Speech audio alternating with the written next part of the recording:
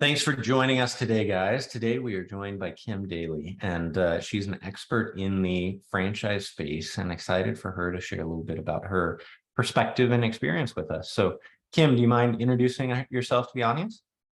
Thank you, Liam. I'm happy to be your guest today. Yes, I am a franchise consultant, which most people don't really know what that means. And I feel like I fell under a lucky star about 20 years ago when I stumbled upon this opportunity to be in business for myself, but not by myself. I am a franchisee of a company called Fran Choice, and my business is to help other people realize their dreams through franchising. So I've spent 20 years meeting people who are at a crossroads, meeting people who are looking for something more in their life than they're currently getting from their present situation, people who've desired to be a business owner, and then helping them figure out what kind of franchise would be the right option, and teaching people about how you really scale a franchise to build wealth.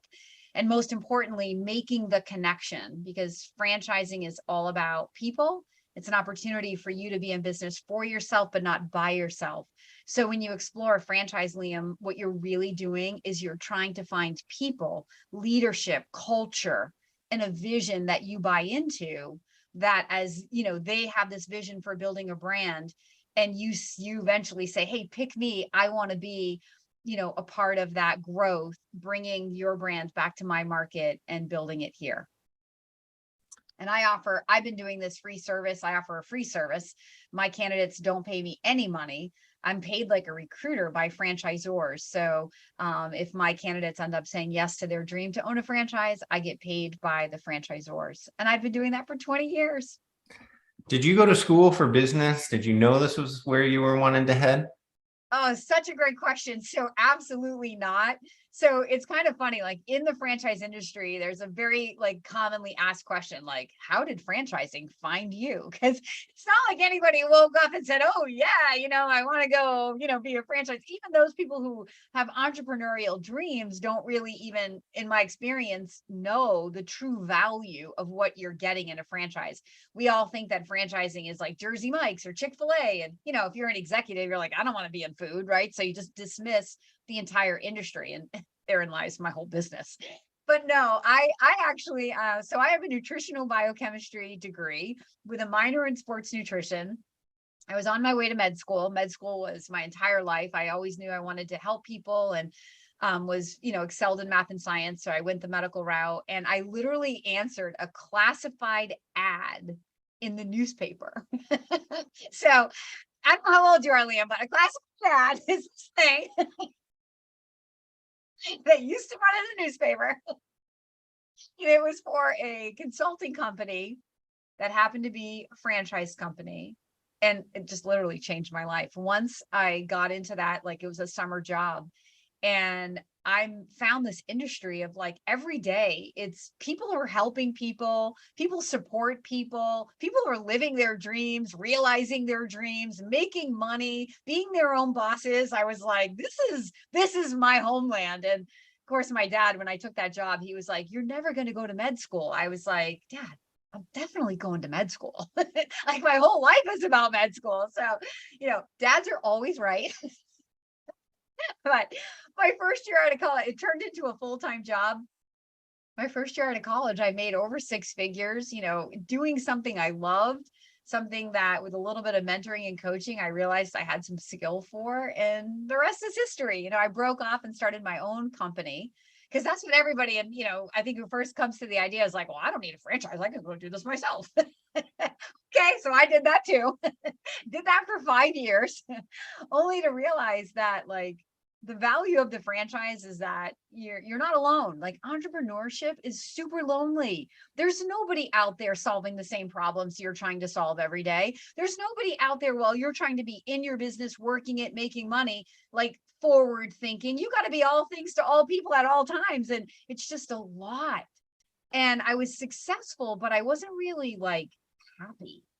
And so I came back at 29 years old. I came back to my franchising roots and said, I want to do this collaboratively. I want to find people who have a vision that I can buy into and have a ready-made toolbox, so I don't have to create all the stuff. Just start moving where I can, solve a problem for a customer and make money. And here I've been for 20 years. So as you went on that journey and you got to the point where you were obviously you were successful right out of the gate, and profitability and cash flow continued to come in, what was your framework of, where to put it, how to allocate those funds, right? It sounds like you went on a path that a lot of franchisees do of, okay, made some money and then went and kind of started on your own, broke off. Sounds like you may have come back. Curious kind of what that evolution looked like for you and for your industry. Well, I'll say, Liam, that so I spent 8 years. So again, I've been here for 20 years. The first 8 years that I was doing this, I was an average performing consultant at best, super inconsistent, had huge months. Like my dad told me when I became a consultant, he was like, Kimberly, to the rest of the world, that means you're either unemployed or you're one of the highest paid people in the world. Well, Liam, trust me, in 20 years, I have lived both of those realities. So in the beginning, I was very inconsistent. And then in 2011, I got really clear. I said, okay, what happened is I went through a divorce, really. There's always something, there's always like a pivot in your life, right? So I found myself in this moment. I had 2 small children. Now I'm a single mom and I got to figure this out. So that is what lights the fire in the belly. And that first year, I said, okay, I'm gonna get clear and focused about what I really want to do with my life and this business and what I think I'm capable of doing. And I set a very, very big goal that was not based in reality. But I didn't care because I had achieved a lot of other things in my life that weren't based in reality.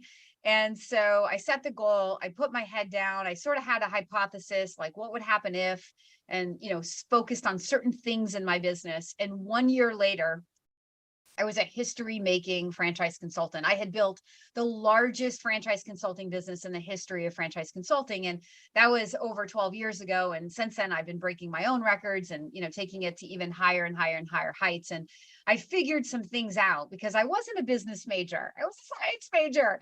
So it took me some time to like really understand what drives, revenue in a business. But all of that figuring out has made me a better coach. Right. So I every day I'm coaching other people to their dream to own a business, and I share my story and I tell them about, the 8 years being average, which is okay. And there's no shame in that. Like, it was where I started, but trust me, the last 12 years have been way more fun than the first 8. So if I can impart some, bits of wisdom in terms of like where to focus your time as a business owner, what matters and what doesn't matter. Franchisors are going to train you to be operationally up to speed. But what I'm talking about is like mindset coaching. It's, accountability coaching to yourself. It's disciplining yourself to be focused on the right things. And sometimes that's really hard because there are fires, and fire bells and alarms going off in all parts of your business.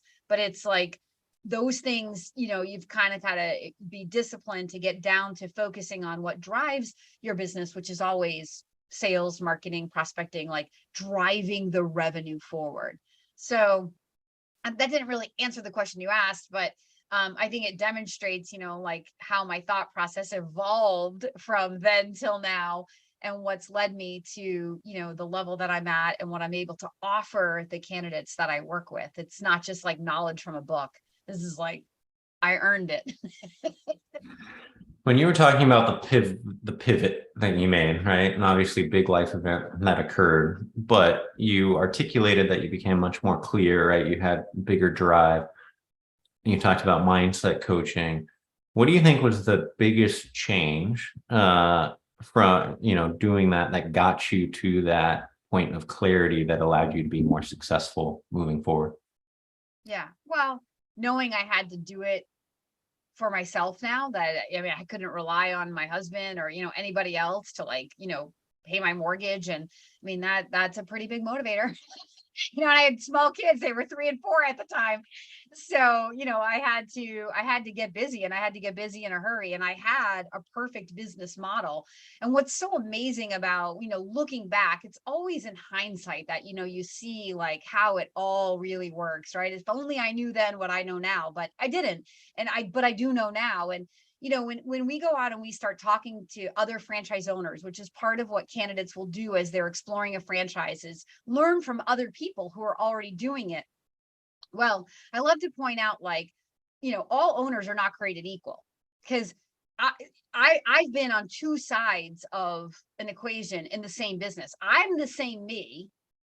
Franchise is the same process, but I've created two very different realities for myself, right? From here to here. So when you're going out and you're validating like what makes somebody successful in a franchise, you can't just sort of take what they say as the Bible truth. Because if you spoke to me back then in those days, what I was focused on was infinitely different than what I'm focused on today. What I'm focused on today is what I can control. What I can control in my business is prospecting. That's the only thing that ultimately I have control over, right? I can't control if someone's going to take a job at the last minute, or someone's going to, get too nervous to say yes, or their spouse is going to say, you know what, this isn't the right option for us. But I can control how many people I'm working with. And if in any business, if you have enough lead flow, if you have enough customers to play with, you can allow for people to, do what they're going to do, and enough statistically is going to fall your way. And that's what that was the hypothesis that I came up with. Like, what would happen if I stopped focusing on the people in my pipeline or the people that were trying to say yes, and just really made it a daily focus to focus on the front end. And that one thing, Liam, changed everything.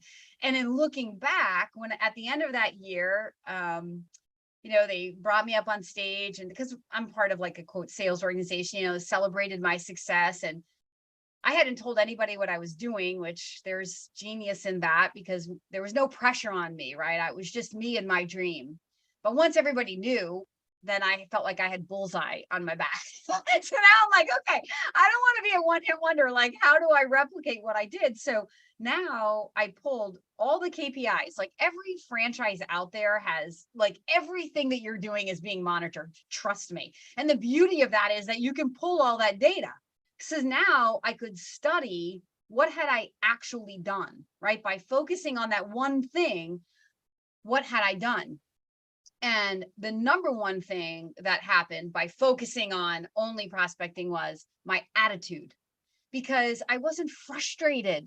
I wasn't like stewing over the people that were falling out and not saying yes to a franchise like I used to, because I had so many people. I needed people to fall out.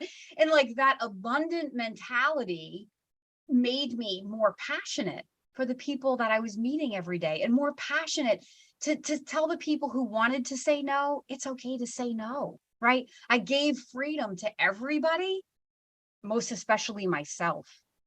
And really, that was the genius. By changing my attitude, I came to work abundant.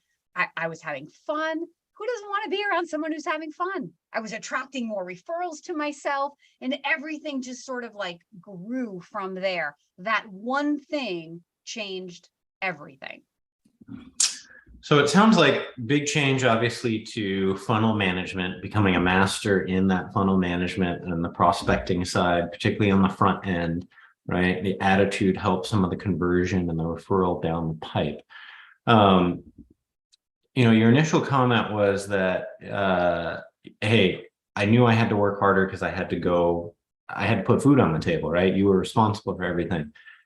I've never seen a mediocre worker, right, or a mediocre performer that just works harder that then achieves amazing success, right? So how did you land on prospecting as this is what I need, right? And then obviously you started looking at data, but looking at data and then getting to mindset are two very different things. And that's a jump that most people don't make, right? So what were those components that allowed you to get to that point of focus?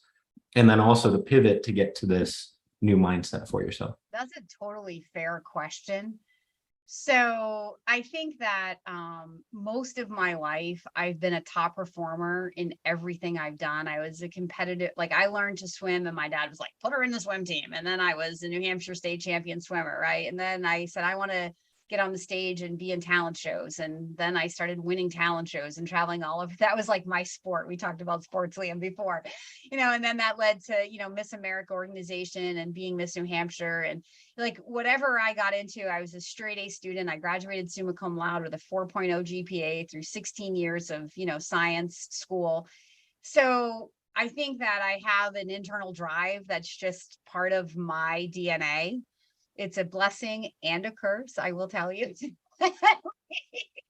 Those other type A kind of people out there, like I have an ability to figure things out. I remember one course in college, one of my favorite classes, nutritional biochem, which is what led to my major. I taught myself shorthand so that I could literally write down verbatim what the professor would say. And then as soon as class was over, I'd go right to the library, and then I would hand write out my shorthand into long form sentences. And then I would go back and I would highlight the things that I remembered were where he put emphasis. And all of his questions were essay questions about like the Krebs cycle or whatever. And I was able to answer those questions literally verbatim what he said. So I remember going to him for extra help, and I brought my notebook, and he like grabbed it and he was like, and then he wanted to pay me for my notebook at the end of the year. It's like, oh no, this is my gold. So I think that like part of, what makes me me is just, I have a great desire to learn and learn at a very high level, and learn, I don't want to use the word perfectly, but learn just at a very high level so that I can use that information to be better.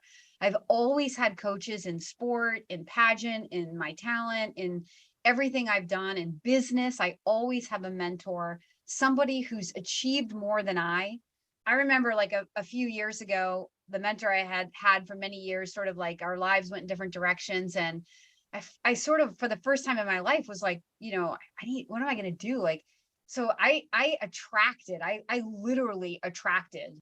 And I said, I need somebody outside of franchising, because my financial goals are bigger than anybody I know now. My business goals for how to scale my business and, be like a Grant Cardone or be like somebody like that, because the franchise industry needs a voice like that.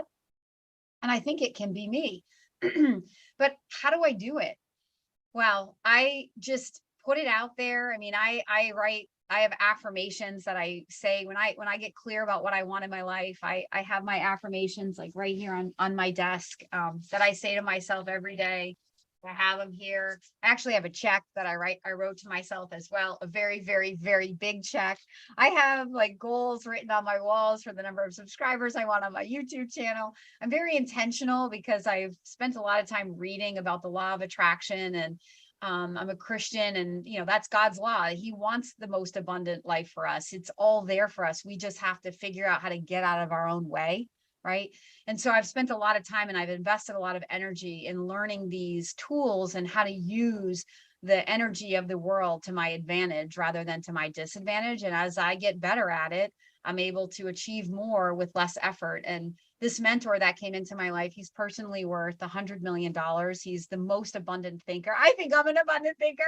And then I met him and he literally found me. I was once on a radio show like years ago for a guy that I knew at the gym who had this, like, it's called the Economic Warrior. And he just talks about like non-traditional investments. And he was like, franchising is a non-traditional investment. Come be a guest on my show. And I'm like, okay. And it meant nothing to me except that I was doing it for a friend. And then years later, when I was looking for a mentor, this guy heard me on that show, reached out to me, and we spent 2 hours on the phone. He asked me to be a guest on his podcast. And we've been best friends since then. And I literally at one point just said, hey, can you be my mentor? Because I want to think like you think, and I want to achieve like you would think, and I want to work like you work. Because the way that people do it at that level is very different from a lot of the way that other people do it. So a long answer, but I hope that like in my striving to be my best version of myself and achieve my massive goals, it's inspiring to the people that I get to work with so that they can have those same ideas for how their life can go once they dare to like pivot from, a W-2 job or what they've known into franchising and business ownership.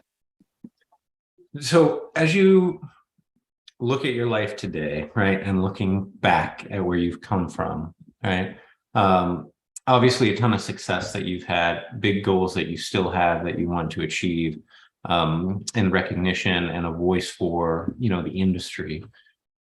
How do you look at where you place your, cash flow and your capital today, right? Does it go back into, achieving the vision? There's a portion here that I siphon off and goes here. And because I imagine in a consulting business, you can obviously continue to invest to build the funnel, but at a certain point, you're at capacity, right, of what you can do without building a bigger team, right? So then I assume the question becomes, okay, what are those other things I want to go do or achieve with time and money, right? And so curious what that is for you today. Yeah.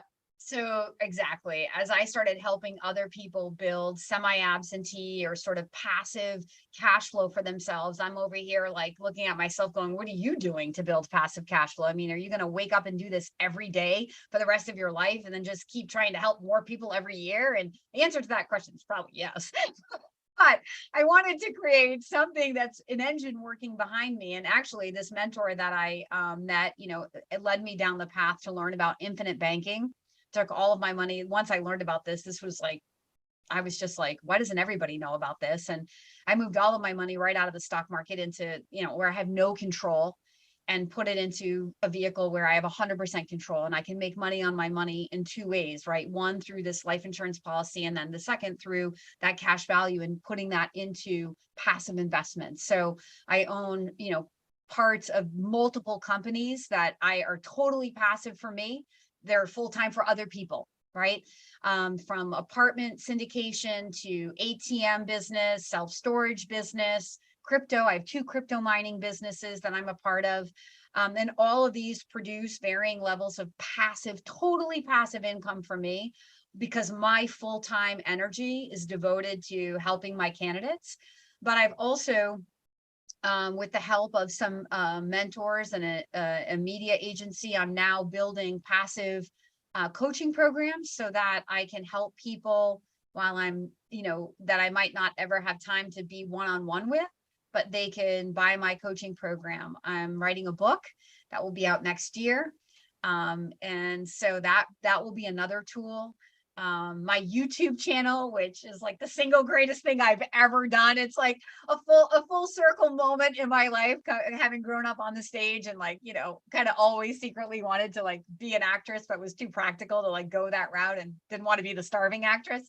But, then when the pandemic happened and I couldn't travel and host live events anymore, which is how I generated leads for, 18 years, the pandemic forced business owners to adapt or die. And YouTube, kimdaly.tv is like the greatest adaptation that I am so grateful for. I'd like to think that I would have got there eventually, but it literally forced me to look at my business in a new way and say, I've got to figure out a different way to reach people.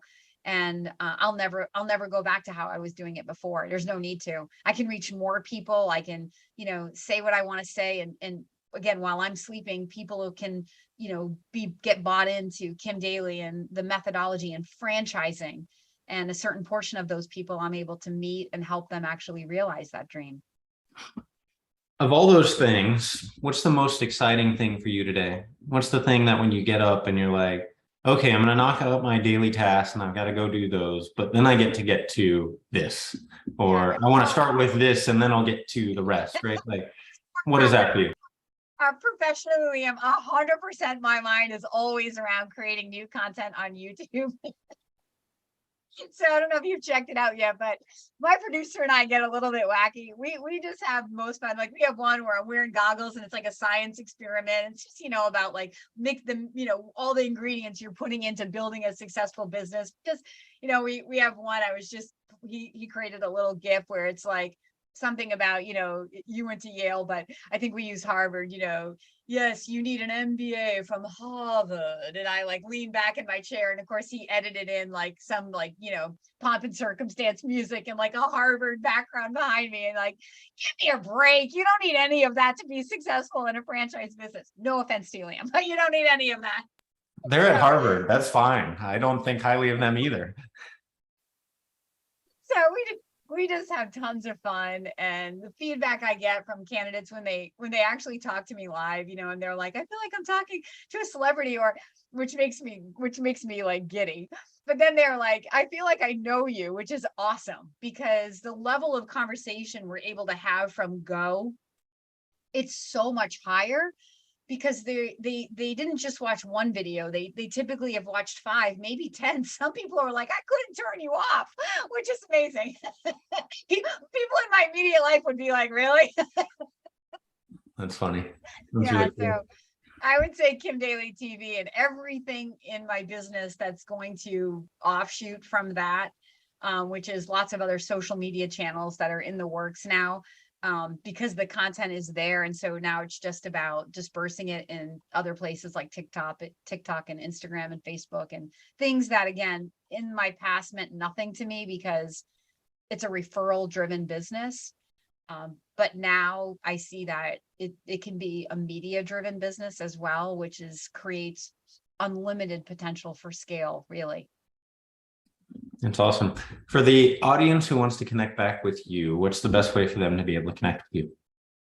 100% kimdaly.tv. Please check out my videos. We have almost 400 videos in a little over a year and a half of, really having the intent of building this channel. Super proud of it. We've broken it off, the audio portion, into podcasts. So you can find that on Spotify as well. That's called Creating Wealth Through Franchising.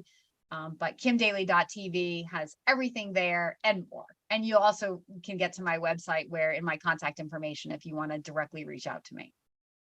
Awesome. Appreciate the time and the insights today, Kim. Thank you, Liam.